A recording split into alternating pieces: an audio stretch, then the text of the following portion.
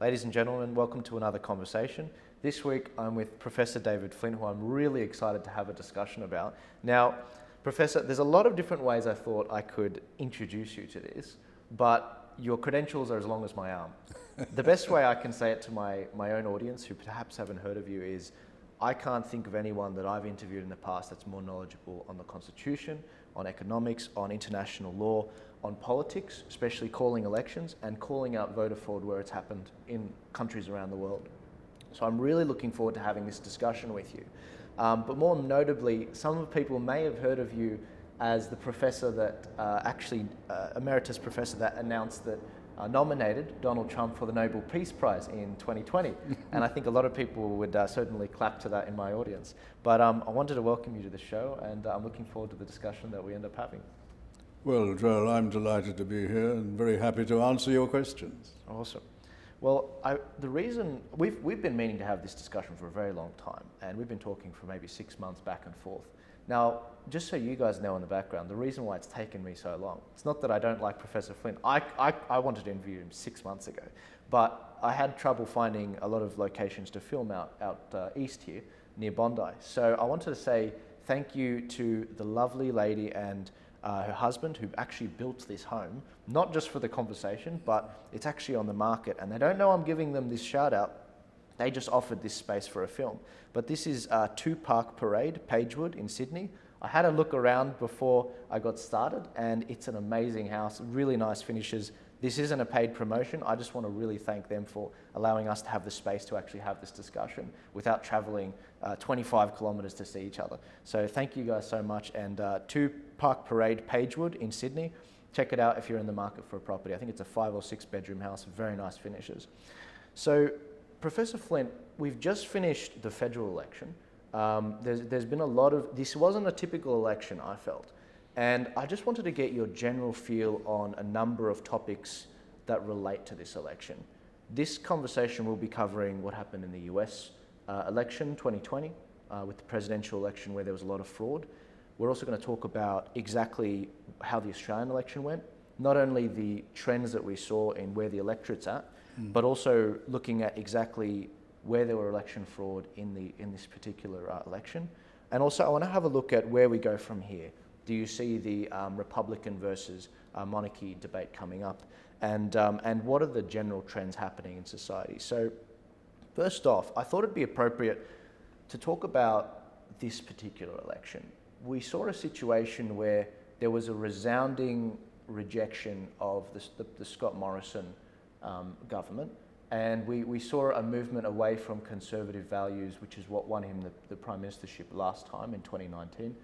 What's your take? What are your big takeaways from this particular election? Well, it is a very unusual election, but what I think it shows is a feeling among the people that they are very much tired of the captured two-party system. And we do have a two-party system which is no longer parties controlled by the members of the party. If you go back to 1949, at the time of the great Liberal victory under Sir Robert Menzies, the Liberal Party was a mass political party and controlled by the members of that party. And the same would be true of the Labour Party.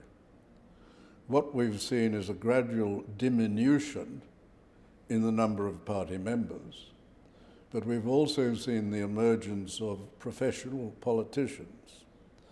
These are politicians who don't go into politics after they've been successful in something else, which was the great tradition in our system and in Britain and other countries. What you're seeing more and more are professional politicians. We're seeing pre-selections very much controlled by power brokers, and we're seeing candidates chosen not on the basis of merit. We're seeing candidates, and this is on both sides, candidates chosen for their loyalty to a particular power broker. This is the corruption of the political system. The Westminster system was never intended to work like that. The system of responsible government which the British gave us only soon after they discovered it in the middle of the 19th century, which essentially means that governments are formed, they're responsible to the lower house, the House of Commons, the House of Representatives, and that house is elected by the people, and that it functions to a great extent with an enormous amount of freedom for those members at the lower house. You still see it in London at Westminster, where, for example, question time is not choreographed. At Canberra, question time is fourth-rate theatre. It's all choreographed in advance. Unlike the situation still in London, the Speaker doesn't look around and decide which person should ask a question, and there are many people standing to ask a question. In Canberra, the Speaker is instructed. He has a sheet of paper prepared by the whips. And as we know, the questions on the part of government MPs are written in the Minister's office.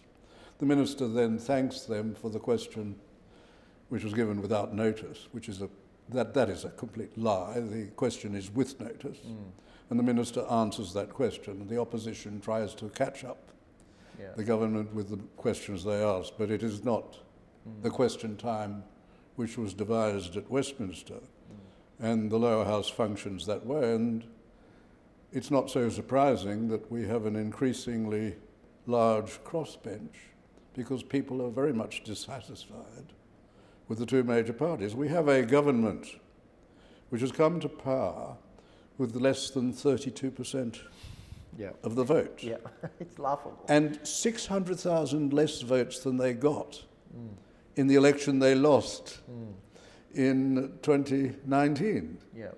We have a government which has fewer votes than the opposition. It's got several 100,000 more. So we have a very strange situation. We're told repeatedly that our system of elections, which is probably the most complicated, the ballot papers are the most complicated, probably in the Western world, among comparable countries. And as I've told you before, I believe it's a system more open to fraud than most other comparable countries. Really? And I think that there was a survey done on this very question. No way. By Dr. John Lott of a centre in the United States which aims to prevent this sort of thing. And it's very easy to work this out. If you look at most comparable countries, almost all require some system of ID. You have to identify yourself. And one country that doesn't actually sends out a barcode to each elector, and they have to bring the barcode with them so that it is then read. So that's the way they do it. The one other country that doesn't have some system of ID is the United Kingdom, but they're gradually bringing it in. They brought it in Ireland, in Northern Ireland, because of the problems there, and they're gradually bringing it into the United Kingdom. And it is so elementary. The reason why it's elementary is that any system where fraud is an advantage, usually with money, for example, credit cards, always has preventions, systems to prevent fraud. In Australia, we are told a fallacy, and those who are telling it must know it's a fallacy, that there's not much fraud in Australia. And there's more fraud even than we assume. We know that about 20,000 people, over 20,000 people voted more than once in the 2019 election. There have been no prosecutions in relation to that. And that is the reduced figure after the AEC has used every explanation, one assumes, to understand other people appearing to have voted more than once. And that's not the only, that is marginal in relation to a greater outlet in relation to fraud, which I'm happy to talk about. I want to bring it back to the fraud in a second. a lot of people listening right now to me are probably saying, Joel, see, there is a lot of fraud that's going on. But a lot of them don't understand the fraud that you're calling out specifically. The course of the last week, there's been a lot of people in what I call the freedom movement, a lot of, from these 10 or so freedom parties, and they've been making the point that there's been a lot of ballots which have been taken home from AEC workers, that there's been a lot of obviously malfeasance from the AEC workers giving out wrong information about how to fill in the Senate ballot for independents, and essentially writing off the entire election by saying it's completely voter fraud. And I've been taking a lot of time to specifically and systematically go through each example of that.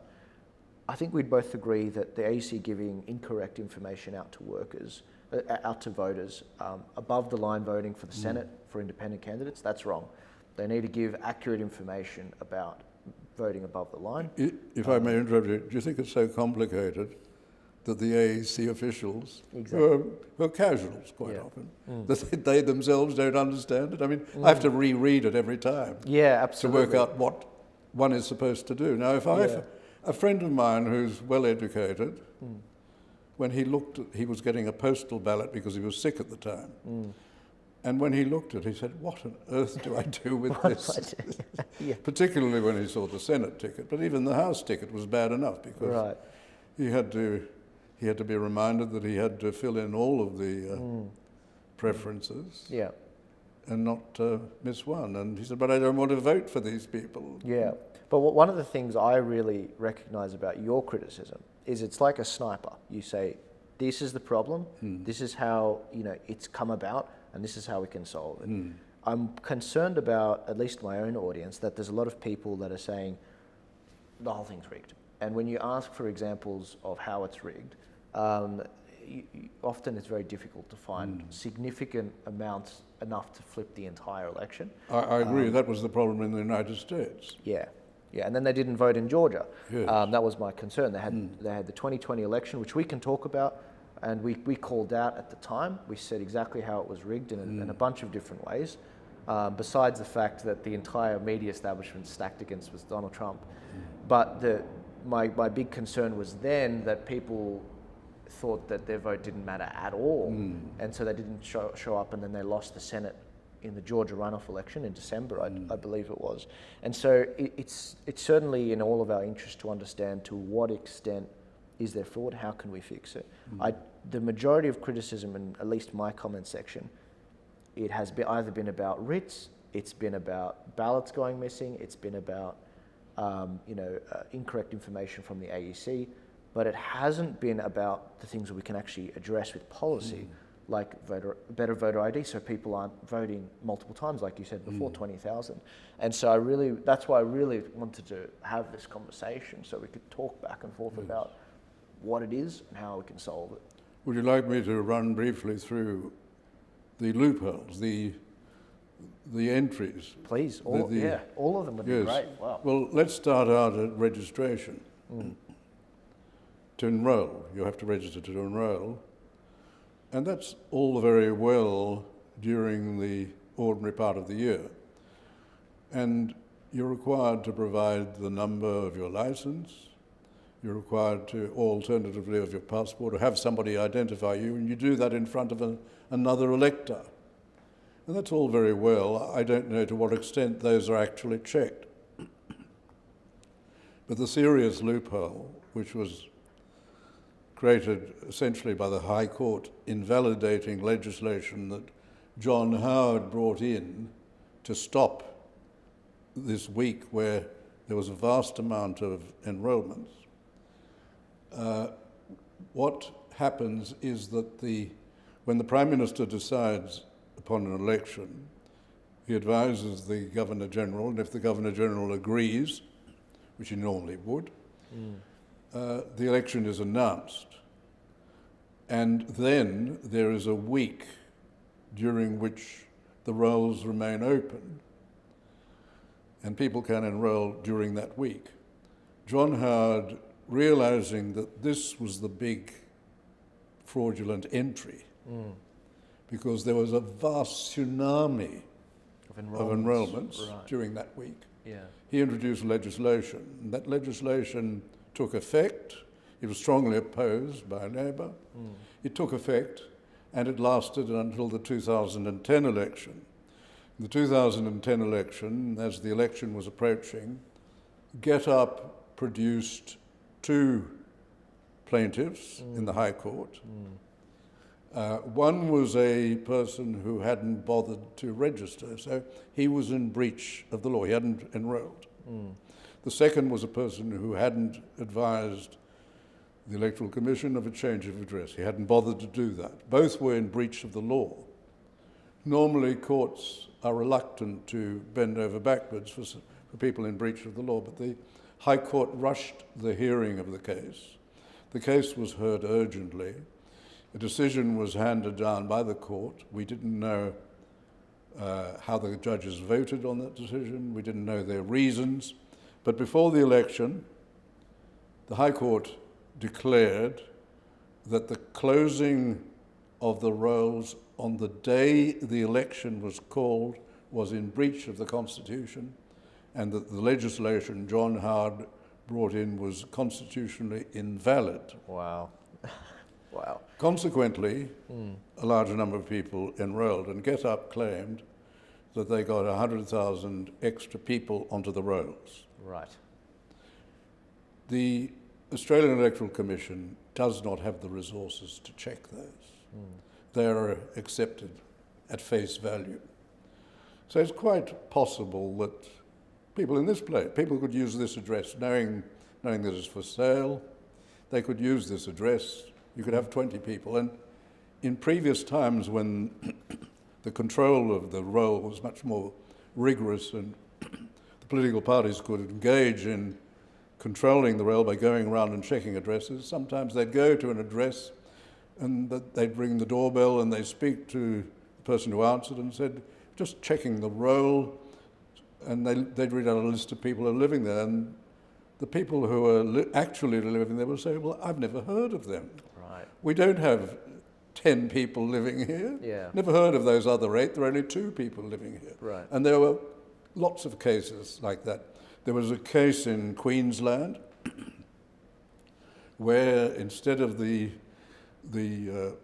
envelopes being, these are posted envelopes being sent to electors, were being sent out, instead of them being done by the post office, they'd been handed over to a independent driver who came back and said, well, on that long avenue, a very long avenue along the side of the island, I had to deliver envelopes from the Electoral Commission on both sides of the street.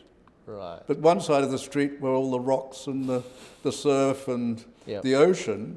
There were only people on one side of the street, so I delivered them, but I couldn't deliver the others. And there were a vast number of votes. And they'd registered people on both sides of a street, whereas there was only one side of the street. And if you allow that sort of thing, naturally it's going to happen. People are going to take advantage of it.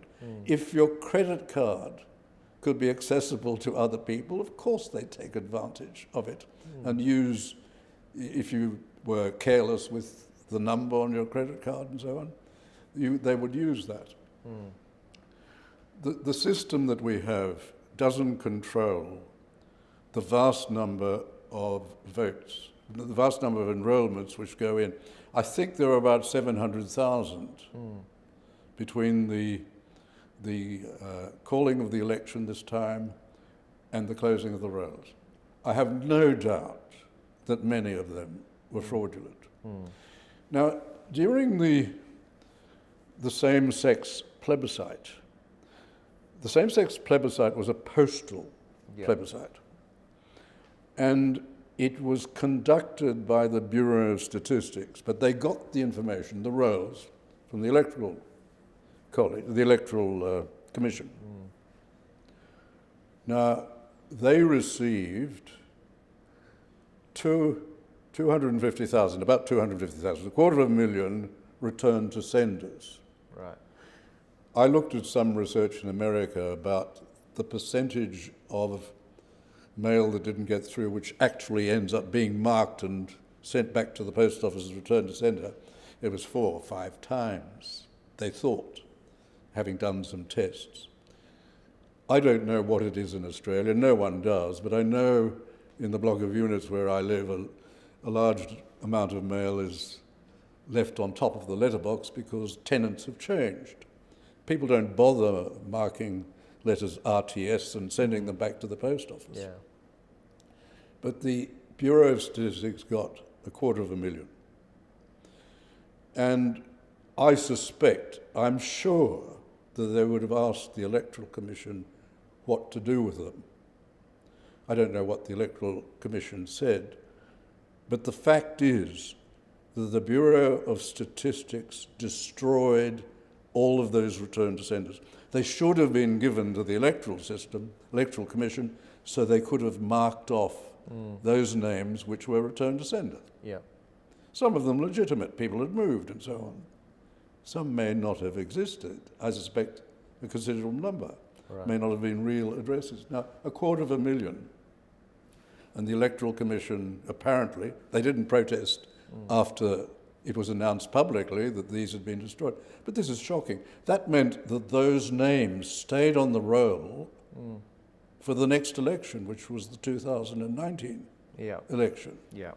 So I assume, and we don't know how many there are, but I am sure that there's such an attraction to do this, that there are large numbers of people on the roll who do not exist. They're made up. It's very easy to do this. Between the calling of the election and the closing of the rolls, you have a week, and you just fill out a form. It's not going to be checked, so that the number given there for the license number, for being a driver, could well be just made up. Right. And the person signing as an elector, witnessing all this, may not exist. Right. Now, the way to correct this is to insist on some more formality. I mean, even when I pick up a registered parcel from the post office, I have to show my identity, and an independent person, the postmaster, postmistress, has to actually see that. Yeah. There should be some more formality, and in most countries there is more formality in relation to enrolment. It has to be done to somebody like a JP, for example. So that would be one way of dealing with that. But the other thing is the actual voting. Because when you go in to vote, you are asked your name and address, and you give that. But that is not in any way supported by evidence. You're not required to produce something, as you are in most countries. Yeah. In most European countries, you have to produce this. And the argument presented when Mr. Morrison introduced legislation, only because one nation insisted, when he introduced legislation far too late in his term to ever get it through. It was last October. And there was then an inquiry, and Labor strongly objected because the indigenous people, it was claimed, would be disadvantaged.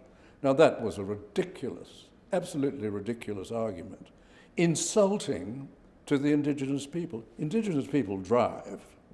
They have access to bank accounts. They have access to Medicards and all sorts of things like that. There are many things which could be used to identify them. They're no different from the rest of Australians. To suggest that they would be disadvantaged is insulting to the indigenous people. And that wasn't a genuine argument. Now, we need to control in a much more proper way, as in other countries, the act of enrolment. Yeah. The same applies in relation to actually casting your vote. Until the 80s, you were required to vote in your subdivision. So I knew where I was supposed to vote. It was a school in Bondi. And so the number of people they would see would be smaller than the whole electorate.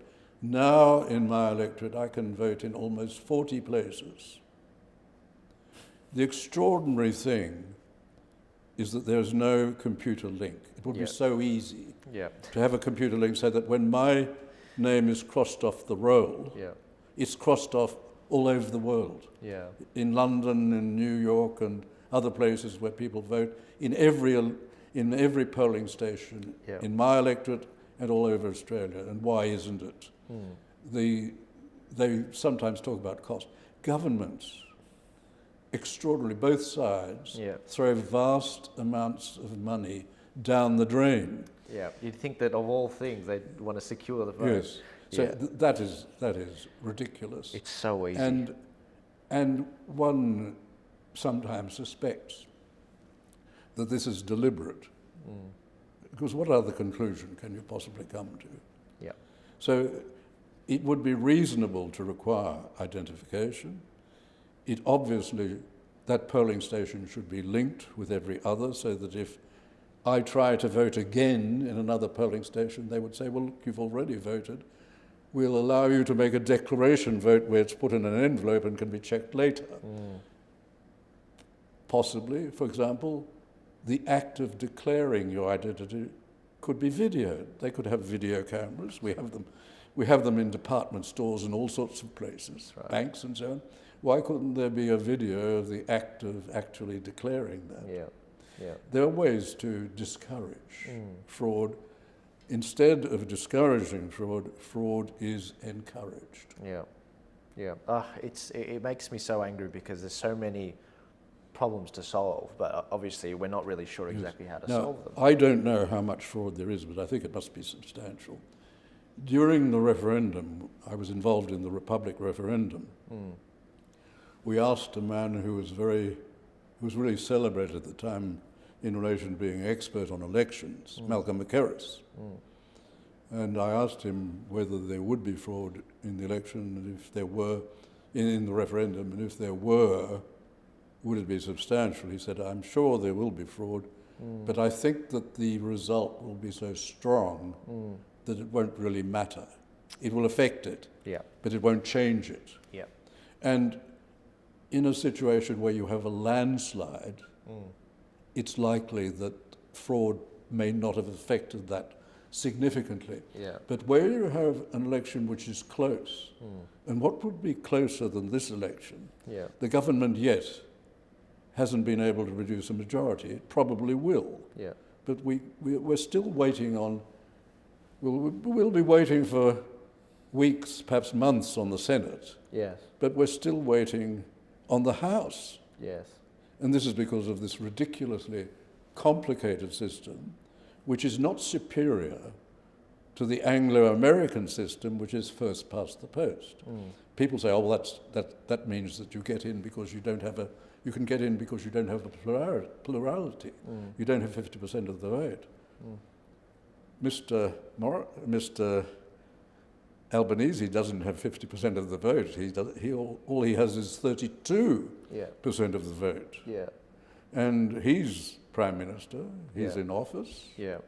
Yeah. And this system, which is complicated because it's going to be fairer, we're told, is not fairer, and it's unnecessarily complicated, and it discourages people who are not interested in politics, Yeah. who are new to the country and are surprised by the complexity of voting, or who are elderly and find it very difficult and complicated to deal with. Just the size of the Senate paper Yeah. is difficult to deal with in the small polling booth.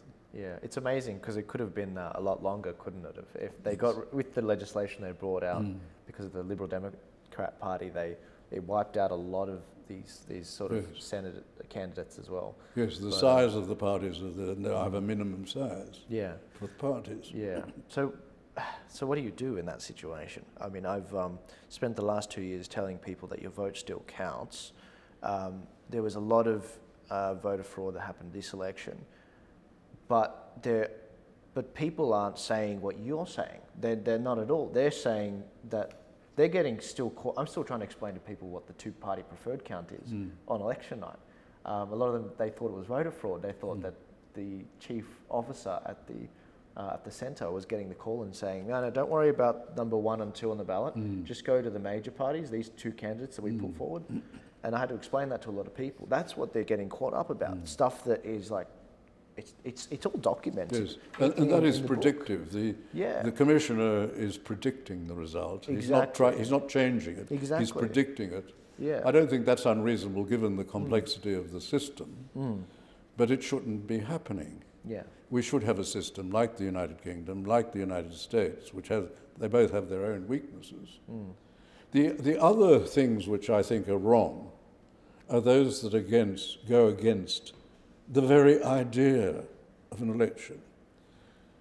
The whole idea of an election, and I think this would have been in the minds of the founders who wrote the Constitution, is that the election is a snapshot. It's like taking a shot of us. It freezes things in time. Yeah. It means that everybody has heard the same arguments. They haven't prematurely gone to vote before everything is heard. The costings come out very late. Yeah. The launches are very late. And many people have already voted. I think the idea of long pre-polling is undemocratic and possibly unconstitutional, depending upon what the High Court thinks. Right. And the other thing is that the practice of postal voting is not policed. You can tick any of those boxes and you're not required to give any proof. Yeah, well, I mean, those are applicable. I mean, what did we see this time? I think it was some of the One Nation people that actually blew the whistle on this. The major parties, with their typical campaigning mail that they send out, they were also attaching to it QR codes, which would allow you to go to one of their websites, the Liberal Party or the Labor Party's website, and sign up to get a postal vote there. But what they were finding was, so this is for New South Wales, this is for Maurice Payne. This one was done properly in that the return to sender, the return address was actually an official address for the AEC. That's fine. But the Queensland one, for the Labor Party, it was going via Labor HQ. And it's like, why are you looking at my details? Are you going to use it for a campaign? Are you going to change my vote? I mean, there were a lot of concerns about that this election. And I think this is the first election they've pulled something like this. I'm very worried about that particular stuff. Well, but it's wrong. You're absolutely right. The parties should not be involved in postal voting. The other thing about postal voting is that we do not know that it's secret, particularly if it's done, for example, in an aged care home. Yeah. And the people being supervised, and somebody is doing the voting for them, for all we know. And that is a situation which gets away from the idea that all voting should be secret. Postal polling should be tolerated in exceptional circumstances, and they should be demonstrated. I'm not at all interested in, whether I'm interested or not is another thing. I don't think pre-polling should be encouraged. There should be sufficient people on the counters in the polling stations. Polling should be simplified so that if we must have preferential, it should be optional. You should be allowed to give your preference if you want to, if we must have it. But I think, why can't we do what the British and the Americans do and most countries do, just have first past the post? Right. Wouldn't you worry though that the problem you have is the argument of splitting the vote. See, at least right now, the way things we have it is we have one of the most robust preferencing systems in the world, in that if your first person doesn't get in, your second person might have a chance. And so what we saw this election was that, especially with the Senate ballot, it's looking like the Freedom parties will probably get up for a minimum 4 senators up around the country because of we don't have the first past the post system. We have a preferential voting system. So they were able to combine their votes together in order to actually get up. Whereas I feel like a first past the post system would favour the establishment even more. Don't get me wrong, it's complicated, the preferential voting system. And we always try to educate the populace, even though they forget it from the last election. But I can't help but feel that it would help to, I mean, let's take Nigel Farage, for example. He managed to get Brexit relatively done. He probably would have liked it a bit better. But he was never able to get anyone up in UKIP or in the Brexit Party in the UK Parliament. But he did in the European Parliament. And he was able to accomplish his goals because of the press that came with that and the pressure and his show on LBC. But the UK Parliament completely shut off to a third force coming up on the Conservative side, because I think if they had the preferential voting system, maybe they could have actually done that. But I don't know, I feel like there's trade-offs for everything. Whatever the voting system, it's going to advantage some parties and disadvantage others. And this will vary from time to time. For example, the preferential system worked very much in favour of the coalition when the Labour Party split into two parties. Right. And the Democratic Labour Party gave their preferences to the coalition, and that kept Menzies in power longer than he normally would have been in power. But the preferential system was brought in by a Conservative party in Australia because there were two Conservative parties and they were competing with one another. They were putting up candidates in different seats. They had no agreement that they would not compete against one another. So it can advantage either party. Any system will advantage either party. And you're right, in the UK it disadvantaged Mr Farage's party, but there would be times when it could advantage his party. You can't devise a system which always helps you. Yeah. When they brought in preferential proportional representation in the Senate, that was brought in by Labour, and the Labour minister who brought it in said, we'll always control the Senate. Very soon after that, the Labour Party split and they lost control of the Senate. Yeah. So you cannot guarantee that a system will always help one party. Systems do work sometimes for one party, sometimes for the other. I don't know whether you should be allowed to have effectively more than one vote. Right. Why should I, for example, be able to vote as I did for one party, knowing that eventually my vote would end up in a certain party's place? Yeah. So that I did it to demonstrate to a principal party that I was unhappy, as many people were, but I wanted to make sure that that party got in. Well, I didn't. I wasn't successful in that. Well, maybe we both agree that on a state level, at least in New South Wales, every state has different rules. That having voluntary preferential voting and being able to cut that off at any point might actually be a more favourable way to do it. Because if you like the second guy more than all the other candidates, maybe he should get your preference. But if you want to cut it off there, like we do in the state elections, then maybe that should be an option. I don't know, what do you think about that? Well, I think optional preferential voting is a reasonable compromise. Right.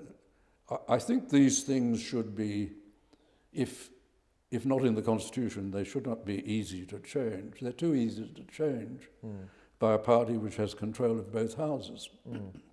Yeah, which we might have now. Yes. Except the balance of power in the Senate is from the Greens and potentially David Pocock of the... well, I'm really worried about where things go, especially with the upcoming state elections, because we're kind of dealing with different beasts. It's so refreshing. I feel so at home having a conversation with you because I don't have to explain any concepts. If anything, you're explaining concepts to me. With the state of Victoria, I've talked to MPs down there on a state level, and they've said that the voter fraud down there is much worse than on a federal level. And you've just outlined how bad it is already with the AEC.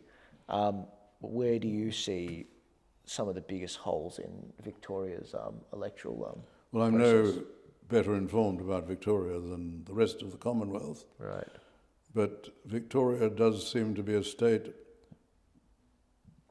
which is different from the other states. I remember during the referendum, Victoria was, if we were going to lose a state, we thought that Victoria would be the first to go. So we changed our method of campaigning, and we did this on the advice of a very clever man, Rick Brown, who was recommended by Nick Minchin. Rick Brown was very close to B.A. Santa Maria, who was probably the man who in many ways was behind or involved in the split in the Labour Party, the anti-communist part of the Labour Party, taking it away from the left wing of the Labour Party in Victoria, which was very far to the left. Some said communist in many ways. But Victoria is different in that it seems to go to more extremes than other states. I don't know whether the system is that much different from ours, but all Australia has a system of not requiring adequate identification, making it far too easy to register, and allowing for a period during which fraudulent enrolments are easy to make. I think we all have that, and I think all of that should be discouraged. I would think that some of the reforms of the Constitution should extend to making sure of integrity in elections, state and federal. I think that would be an important change in the Constitution. Do you think that we could see a situation where Dan Andrews is returned as the leader in Victoria? I wouldn't be surprised. Right. Not at all. I think federally the Liberal Party is certainly having a lot of thoughts about their direction. Where do they go wrong? I'm a bit worried because we're seeing, okay, great, we've seen the more conservative leader, Peter Dutton, get up. I think it's undeniable that probably Josh Frydenberg would have become the leader if he didn't lose his seat in Kooyong to one of the Teal independents. But the fact that the Liberal Party is now going through this post-mortem after a massive election loss, I mean, losing these inner city Liberal places that had been Liberal for like 100 years or something, those places are now in a situation where the politics has completely shifted on its head. These independents will not be easy to get rid of. Where does the Liberal Party go from here? A lot of people in the Liberal Party are saying, oh, it means we have to move more left on policies, it means we didn't say enough on climate change. And you know, like, I mean, I'll just throw it out there. Where do they go from here? I think the West Australian election demonstrated that if a Liberal Party goes to the left, it disappears. and that's what's happening in Victoria. Yeah. And we saw this with what they did to Bernie Finn, Yes. who's a member of Parliament. I think he was at some time the party whip.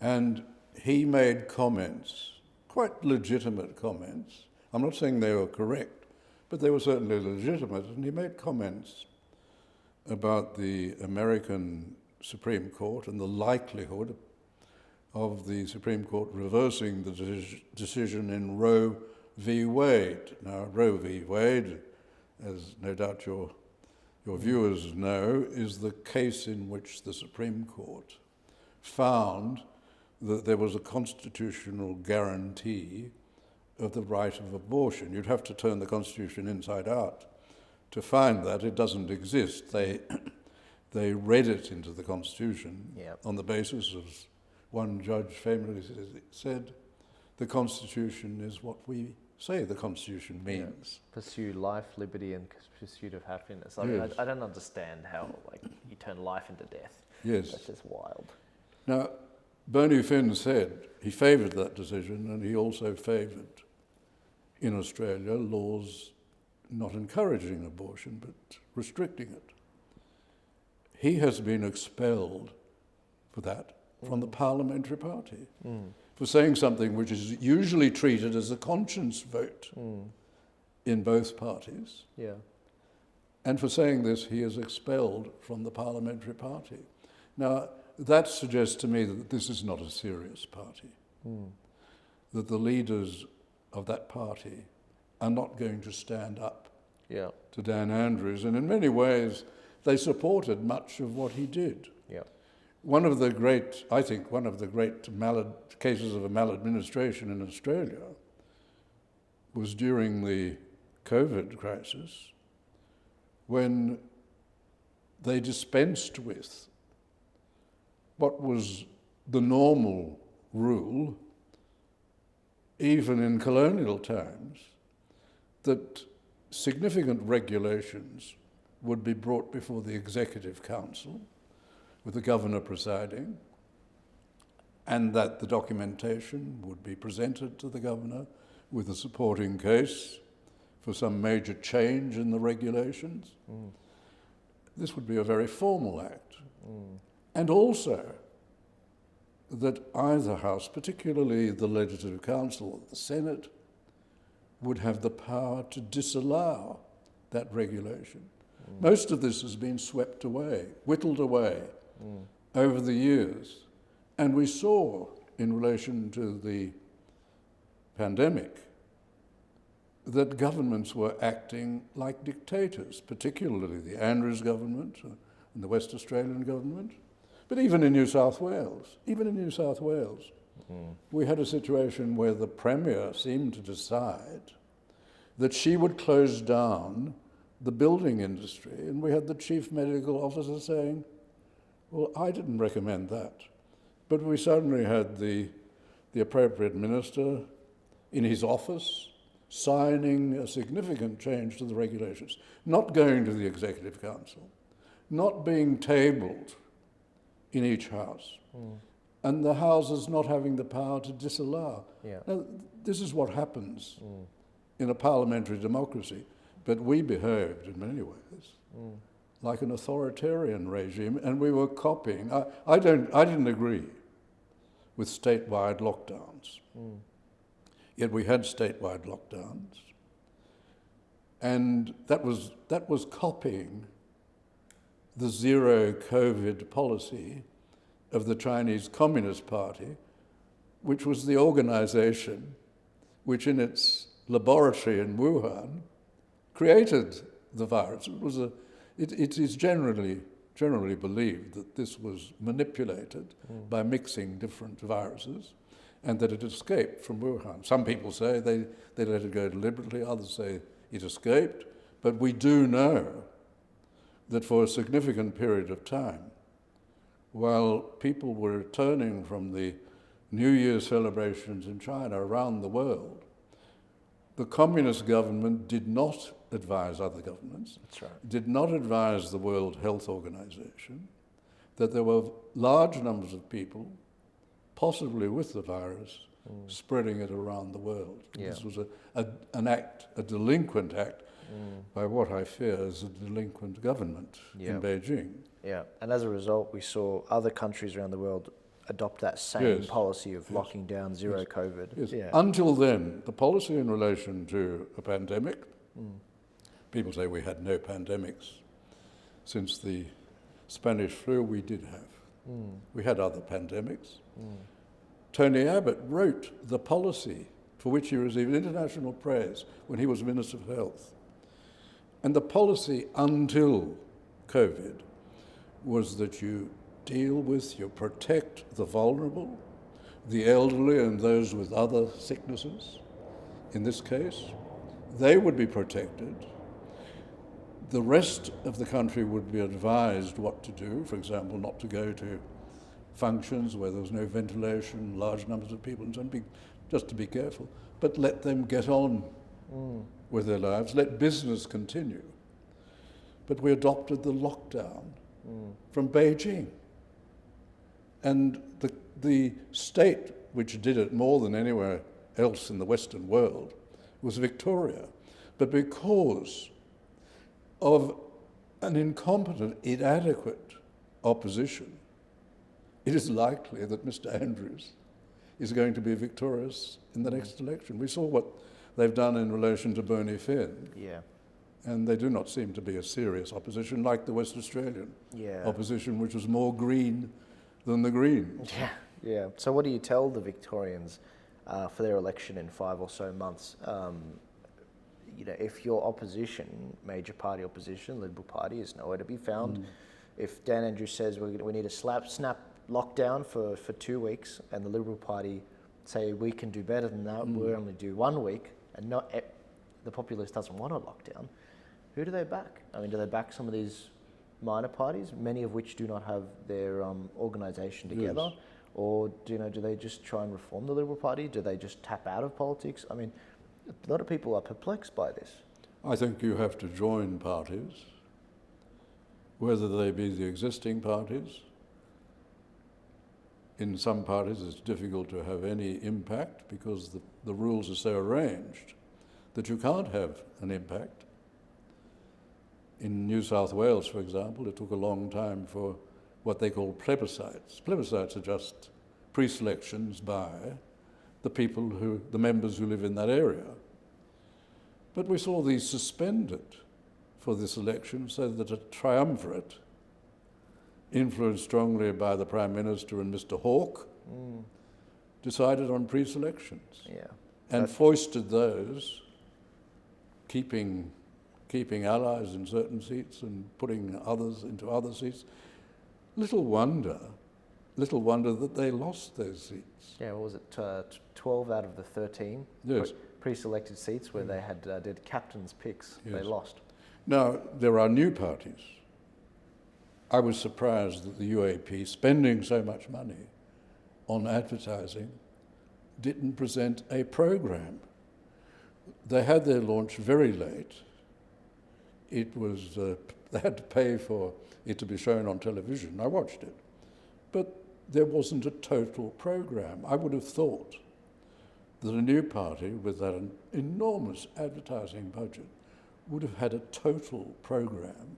They would have been saying, we are going to do this. We are going to be serious about defence. Defence is an area which is absolutely essential to this country. But both major parties have failed in the area of defence. We had, for example, with the Liberal government, this ridiculous, absolutely ridiculous position in relation to submarines, of getting the French to convert nuclear submarines into conventional submarines. Diesel, yeah. To be delivered in 20 or 25 years.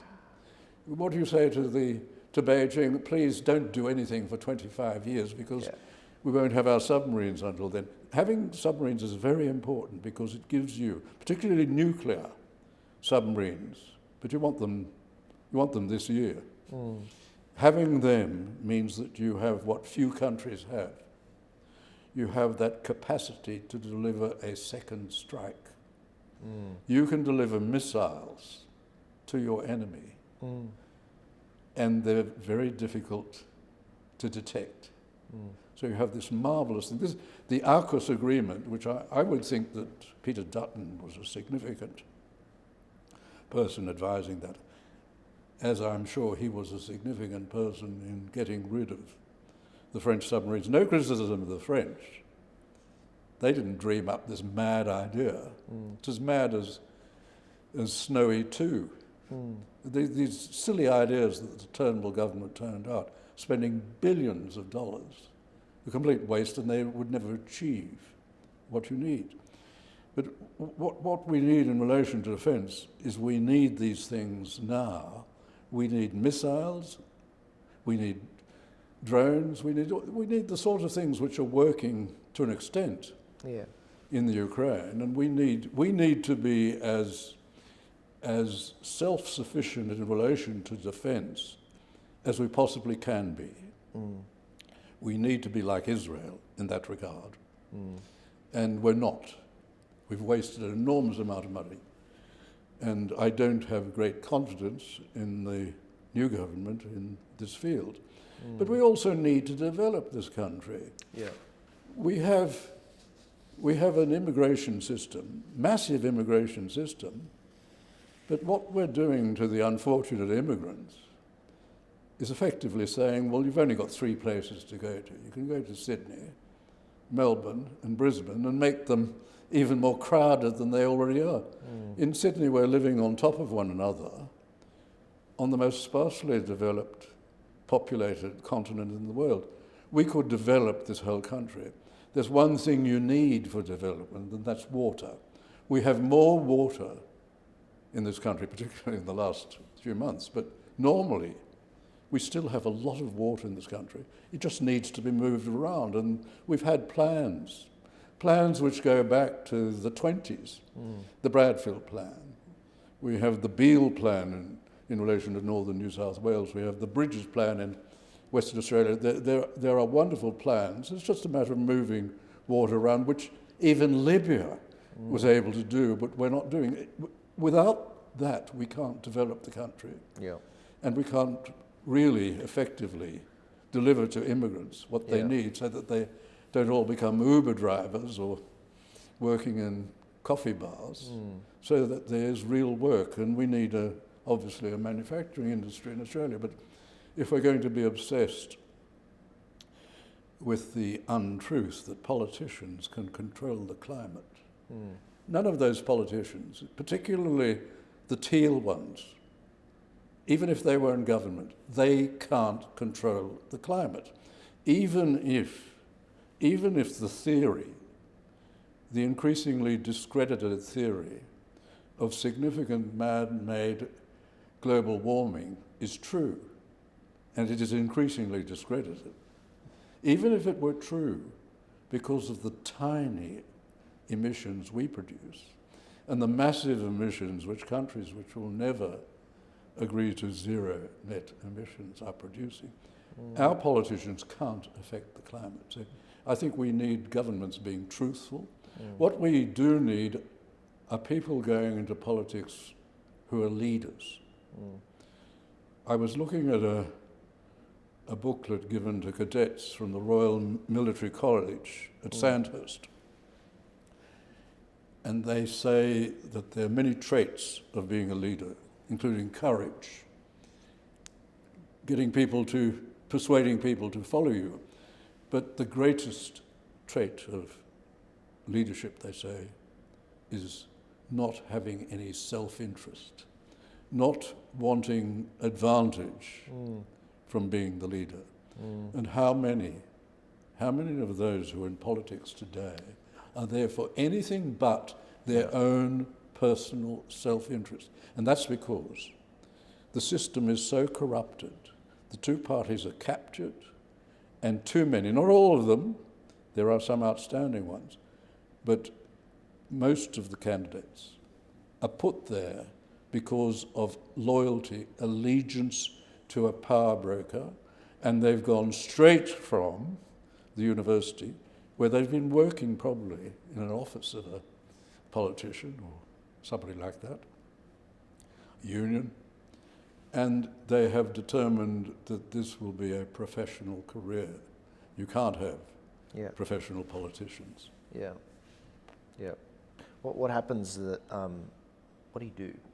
I mean, basically, the system just plots on along, keeps getting worse, not serving the people's needs.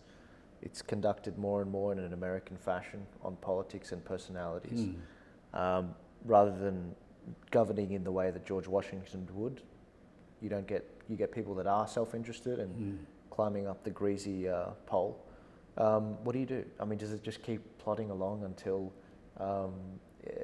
disaster, and then we reset, Venezuela style, we reset, and then we have to build this back up just like the founding fathers did in the USA?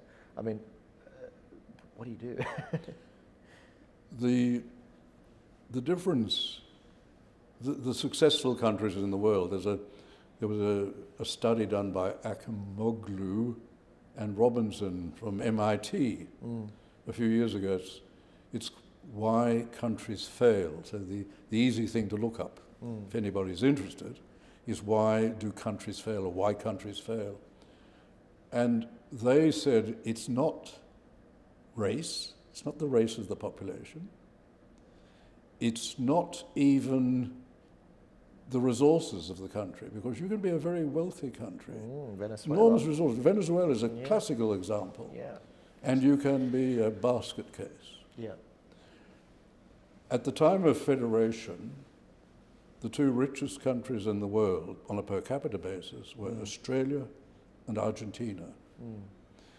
Argentina didn't have the same institutions as Australia. Argentina now has less than 1/2 of the per capita GDP of Australia. At times it seemed to be moving into the third world.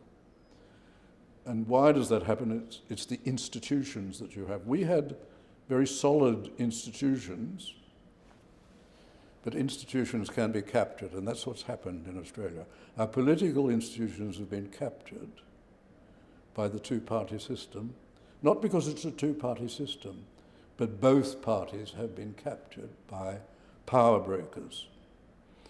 And we've had the situation, I mean, we saw it, for example, in relation to graves in New South Wales last year.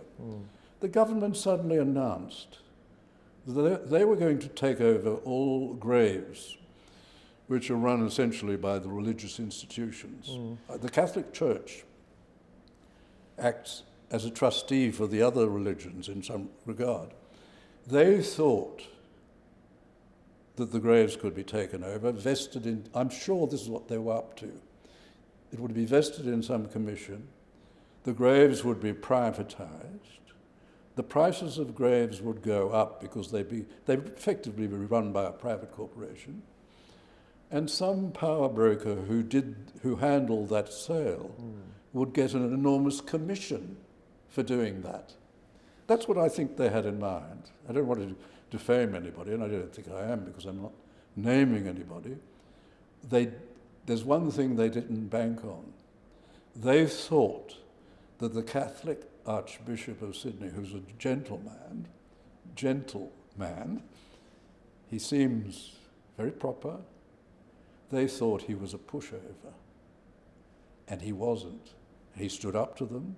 Massive advertising began that the churches would take action about this, it would become a big political issue. The government retreated. They realised that Archbishop Fisher wasn't a pushover, that he was a man of steel on this, Right. and he would protect the graves. And I think it was an example of what's happening in politics. How privatisation is being used to assist power brokers and allowing things which shouldn't be, because they're monopolies, they shouldn't be in the private sector. We should never have handed over power stations. We see this controversy now with AGL, where a billionaire has decided that he's going to close coal-fired power stations. Yep. That shouldn't be a private decision. Right. That should be a community decision, because we need, if we're not going to have nuclear, we're not going to have gas, we're going to only have renewables, and you can't have a system which only depends on renewables. You have to have those suppliers which guarantees that the power will always be there and the price will be low. Yeah. And we've lost that. We're losing that. Sounds like a bit of a bleak picture, doesn't it, Professor? It is a bleak picture, but not as bleak as 1939 in the United Kingdom, when Chamberlain, having made the mistake at Munich, and Chamberlain is much criticised, but he made one mistake in thinking that Hitler could be believed, but he didn't let it happen again, because he, with the French Prime Minister, guaranteed Poland.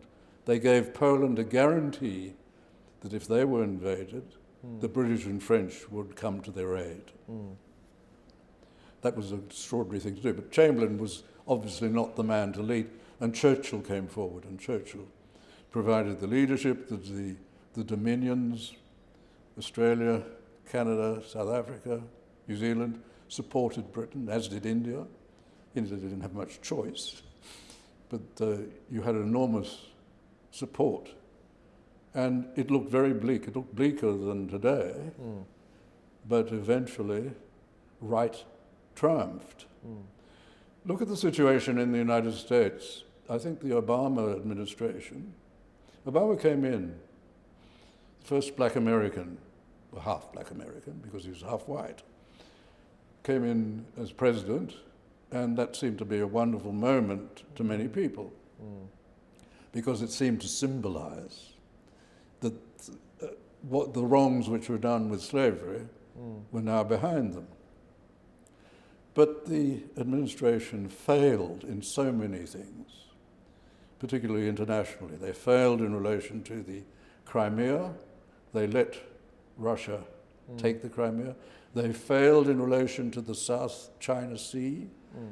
They accepted the promise of the communists that they wouldn't militarize the islands, the artificial islands, which they then did. But the extraordinary failure was in relation to Tehran. They financed Tehran. Yeah. They effectively authorized Tehran to produce nuclear weapons and gave them the money to produce missiles. A regime which was calling death to America. Yeah. I think the Obama administration was a terrible failure. And suddenly Trump appeared. Yeah. And Trump, people criticized him strongly, but he drew lines in the sand which you must not cross. To the Russians, to the communists in Beijing, to the North Koreans, and even to the mullahs in Tehran. They knew where not to go. Even in relation to Afghanistan, they knew what not to do. Everybody understood there was a line. They didn't know what he would do, but they knew they mustn't cross that. He made America energy independent, which it hadn't been. He brought back industry. He stood up, as no previous president had done, to the rorts that Beijing was pulling. When Clinton allowed Beijing to join the World Trade Organization, to get all the benefits of being a law-abiding player in relation to international trade, and then broke all the rules and stole intellectual property, each American president said, oh, this is dreadful, but did nothing about it. Instead of, you would have thought that Clinton would have said, well, we expect you, because we think you're going to become more democratic, we will check every year that you've improved the situation, that you've stopped persecuting the Uyghurs and so on, and the Christians. We will want in return for this performance. That's what a sensible president would have done, I would have thought. But they didn't. Until Trump came, and Trump drew these lines, told foreign governments what they had to do, told the Germans not to be stupid and become energy dependent on Russia and put sanctions on that, and told the Europeans, increase your defense spending because we're not going to have you as free riders on the United States of America. All of these were very sensible decisions. And sometimes a Churchill, sometimes a Trump comes along and provides that leadership. So, I mean, in that particular election in the USA, that was interesting. There were a lot of things that were thrown around regarding electoral fraud, which was interesting. I never got to the bottom of the Dominion voting systems aspect. I think Dr. Stephen Shaviro had to look into it. But the universal mail-in balloting situation, where ballots were sent out by the state around the Constitution, they didn't amend the Constitution. That was interesting. And then there was also obviously a lot of voter fraud in a lot of different forms. Then there was also a situation with the actual, when the Electoral College vote was being counted. I thought that was very interesting that we arrived on the same point on that, despite me having no credentials. I just sort of followed, point by point what was meant to happen. For those of you that are listening, I have no idea what I'm talking about. When the Electoral College is done, what's the magic number? Was it 256? I've forgotten. It's around 250. Around about 256 Electoral College votes. Each state, you get a certain amount of Electoral College votes if you win it. And the way that it ends up happening was those votes would get tallied, and each state would send electors to on January 6th to have those counts being done by the vice president. Now the problem was there were 5 or 6 states which actually sent both electors, the Republicans and the Democrats. And when they got there, and Mike Pence was meant to count them, rather than put those aside, send them back to the state legislature and actually count them, he ended up counting the Democrat ones, which gave Joe Biden the numbers that he needed. If he put them aside, then there would have been what was called a contingent election. I found out what the word was. And then that would have, because what happens if no candidate gets that 200, that magic number of, I think, 256 Electoral College votes, if they're both short, each state gets 1 vote, and it goes to a contingent election, that didn't end up happening. And so a lot of people they were calling Mike Pence a traitor. They were saying he didn't follow the Constitution. And it's really funny because you arrived to that same conclusion on those topics as well. Yes, I did, and I think you were right, and I think Mr. Pence should have exercised his power. Yeah. He seemed to think that he was just there just to behave on the advice of those who brought the votes, but he had a role to play. And the President suggested he play that role, and he decided not to. I think he made a mistake in that regard, and that there should have been a contingent election, but there wasn't. And the big problem in relation, well, there are two problems in relation to the American election, apart from that. That is the degree of fraud, and that was alleged. And from what we saw,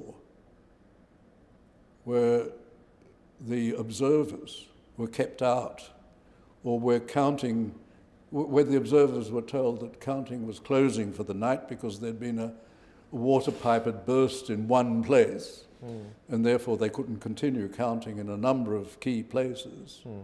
The observers, we would call them scrutineers, were then sent home, and then the counting started again. Yeah.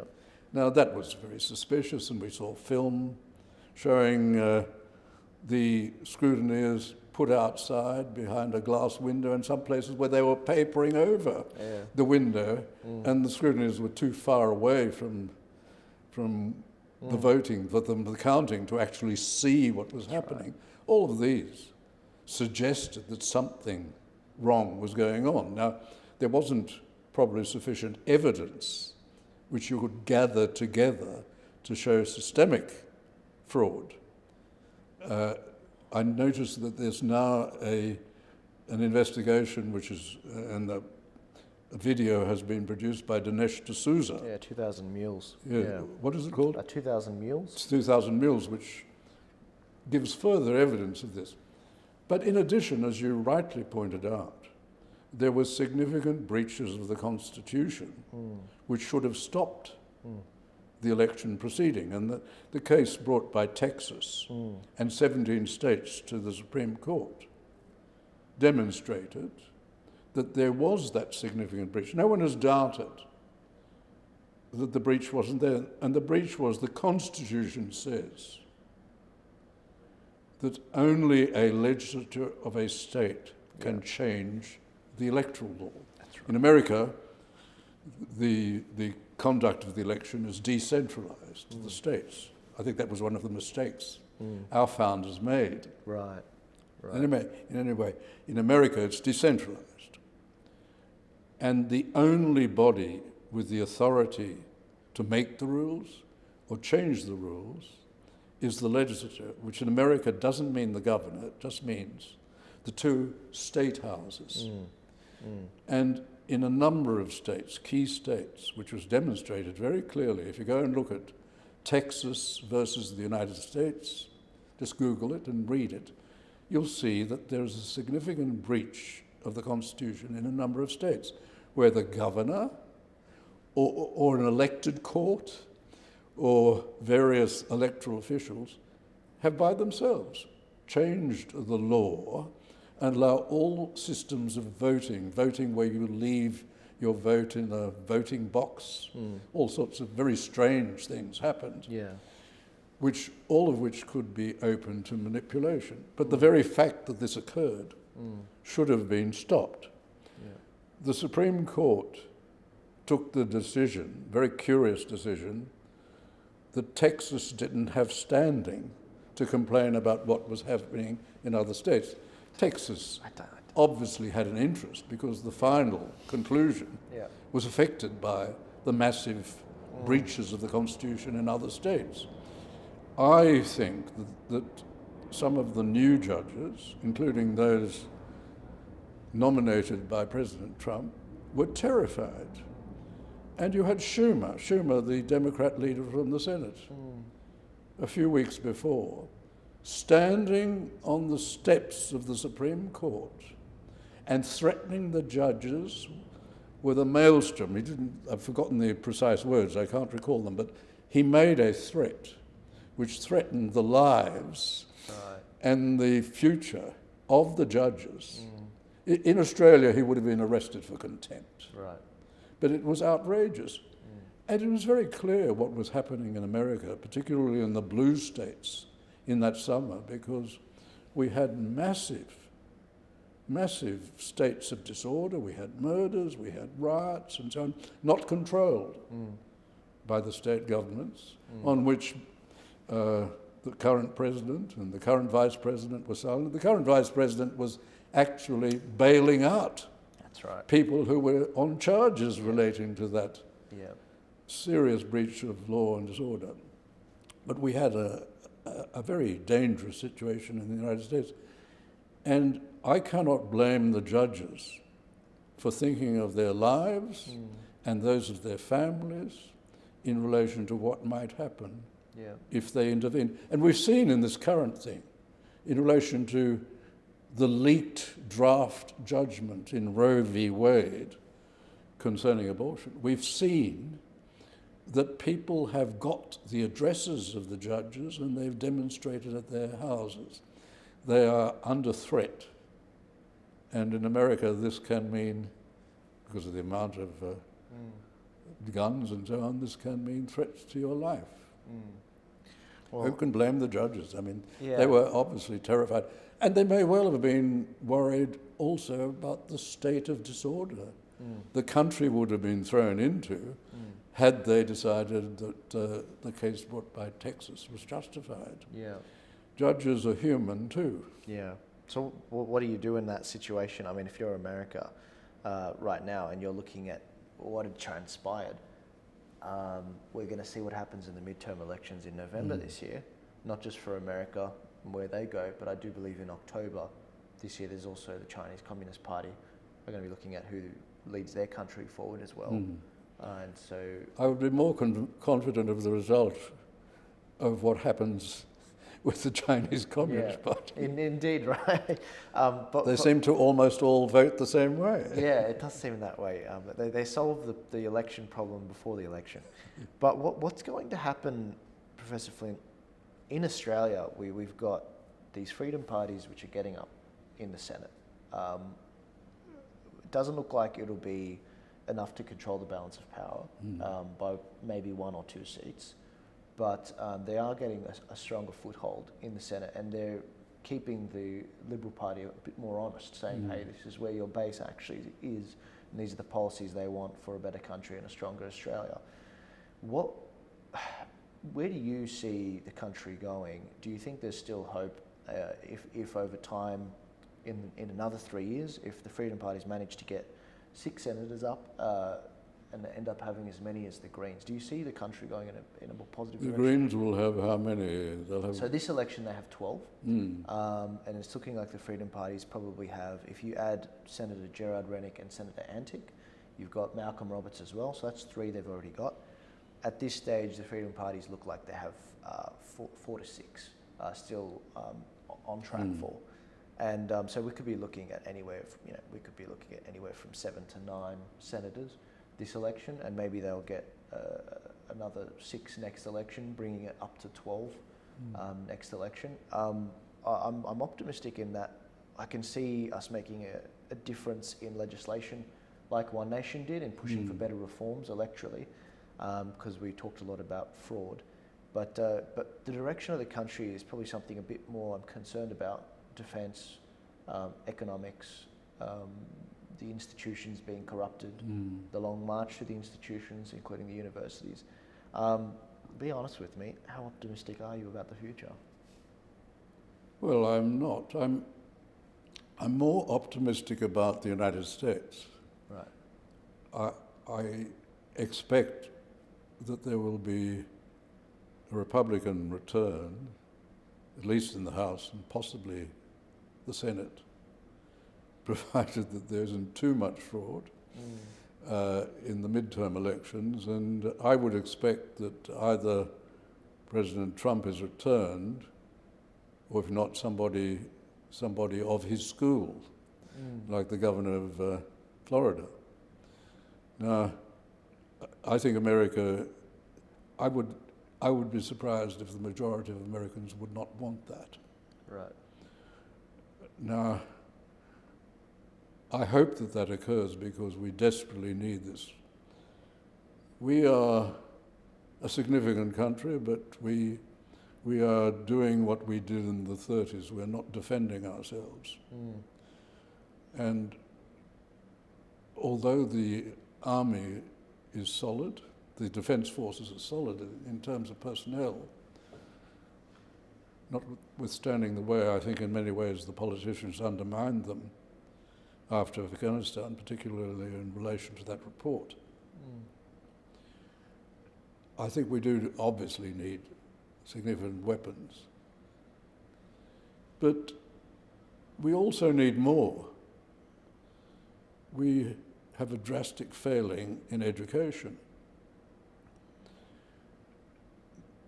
I remember I was waiting to be called to speak on 2GB, and the previous speaker was referring to a situation, and it was the interviewer, and he was telling about how a few years before he'd been speaking to the office of a Conservative Minister for Education, a Liberal coalition Minister for Education. He was complaining about a particular part of education which was having a terrible effect on children and on the standards of education. And the advisor to whom he was speaking said, look, you've got to understand this. We run the office here, we run that, but the Marxists run the Department of Education. We can't have a stand-up fight with them. Here you had the Minister's representative effectively conceding the running of the Department of Education by the Marxists, and this has led to dramatic falls in teaching standards in Australia, so much so that the standards of literacy, mathematics and science are significantly below that of many of the countries to the north, countries which never had the Gonski situation where you had to throw more money into education because otherwise standards would fall. More money was thrown in and standards fell even further. And probably the worst thing, apart from the standards in the classical areas, is that the children are not being taught to love their country and to appreciate what Australia is and to appreciate what made Australia. So we're undermining the next generation. One thing I am pleased about, though, and one thing that goes against this, is that in relation to the issue concerning whether we become a fake republic, a politicians' republic, or stay as we are, a crowned republic, that issue has absolutely no support among the young. The last real opinion poll on this by Ipsos was to the effect that, 34% of Australians expressed interest in a republic. Well, that's the vague idea of a republic. Once they see the model, about half of them say, rather keep what we've got. Yeah, that's fine. 34% was the overall figure. The age group which has had less than that, recorded less than that, was the 18 to 24. It wasn't my age group, it was the 18 to 24. And their interest in a republic was down to 24%. Right. Now, they've been through a very left-wing educational system which is filling their minds with rubbish, not delivering them the standards of literacy, particularly the boys. Literacy, science and mathematics, which we should have, not the fault of the children. Cramming the curriculum with junk, and notwithstanding their obvious wish to create a republic, a politician's republic, the young have revolted against that, which I find very encouraging. That is encouraging. What's not encouraging is the fact that children are being so shortchanged by the politicians, by liberal politicians too, and the federal government interfering in education, which is not a federal matter. And they too have done the same with their ridiculous national curriculum, Yeah. which is an embarrassment to even read. Even the latest version, which is an improvement on the previous one. Yeah. The idea, for example, that every subject has to be seen through 3 facets, one of which is indigenous. Mathematics has to be seen through indigenous eyes, How? indigenous formulas. It's as silly Yeah. as the Foreign Minister Wong's indication that she would cloak our foreign policy in the learnings of the First Nations. This is absolutely ridiculous, and Jacinta Price would demonstrate it Yeah. in her column, how ridiculous it all is. Yeah, and it's good to see that she's in the Senate. So Yes, she'll be taking that those, was a great achievement.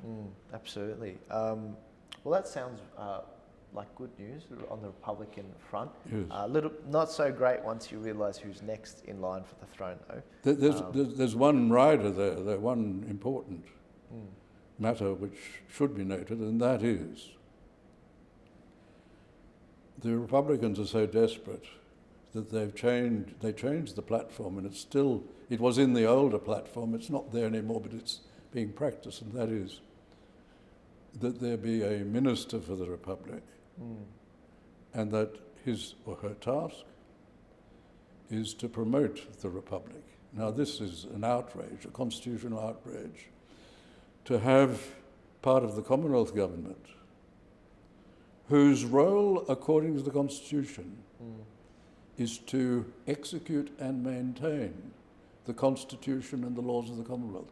How can you maintain the Constitution when you have a minister whose sole task is to undermine one of the institutions of the Constitution? Yeah. It's one thing to have another referendum. I think they know they'd lose it. They lost it in 1999. Greg Craven was writing in The Australian the other day. He's promoting the Indigenous voice referendum. And he was saying, well, we did believe. He came to the Constitutional Convention. He was a nominated delegate. He came, everybody thought, as a constitutional monarchist, and he suddenly declared himself a Republican. But he says in his piece in The Australian, we believed that the Republic was inevitable and that the majority would be in the 80s. He said we subsequently found that we lost every state, and it certainly wasn't in the 80s. It was we were defeated in every state and in the Commonwealth. Yeah. So perhaps our apathy is actually an excellent thing in Australia. We don't want to rock the boat too much. But it'd have to be a proper referendum. They wouldn't be able to conduct it in the same way they did the plebiscite in 2017. Yes, it would have to be a referendum. The question, of course, would be left to them, and they try and introduce the term head of state into the referendum because they know that if you put it that way, it loads the question. We say, constitutional monarchists say, that we have an Australian as head of state, the Governor-General. Whenever the Governor-General goes on a state visit, we tell foreign governments he's the head of state. When, under the Hawke government, Sir Ninian Stephen was not to be received as head of state, mainly because of the whisperings of somebody in the Australian embassy to President Suharto, when President Suharto said, we won't receive you as head of state. Sir Ninian, with the support and approval of the Hawke government, called the visit off, and the Indonesians apologised, and the following year the visit went ahead. The Governor-General, the only office of head of state is under international law. There's no office of head of state in the Constitution, although we do describe sometimes the Governor-General as head of state.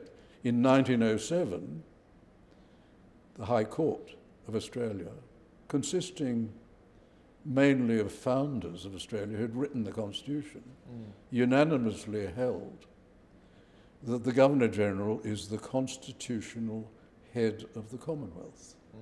But the question which will be put in this referendum will be, do you want a President of Australia as an Australian head of state. Somehow they'll slip in the words as an Australian as head of state. We will fight that, but of course we'll have the disadvantage of it being in the question. But we will fight it, as we fought the last referendum. There's no example in our history where Australians have said no and changed their mind. And sometimes in the past they've been asked 5 times. Really? They're not asked. I looked at these carefully. I looked at them. In most of those cases, it was about giving more power to the federal government. Since then, the High Court, in its wisdom, has effectively given those powers to the federal government. I think improperly and wrongly, but that's just my view.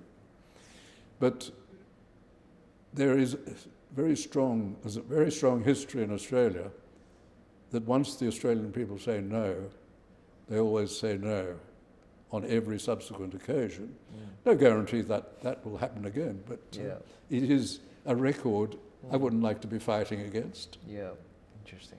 It's funny, isn't it? Because the last election, 2019, people saw it as a resounding no to climate change. In this election, you see the establishment parties trying to twist what they're saying and say that, oh, this election, it was about climate change, and actually do want climate change policies, when that's, in fact, they're in for a rude awakening in the future. They are. I think. And I think that the Australian people have been conned by the politicians and the mainstream media on this, particularly television, for example, but also the press.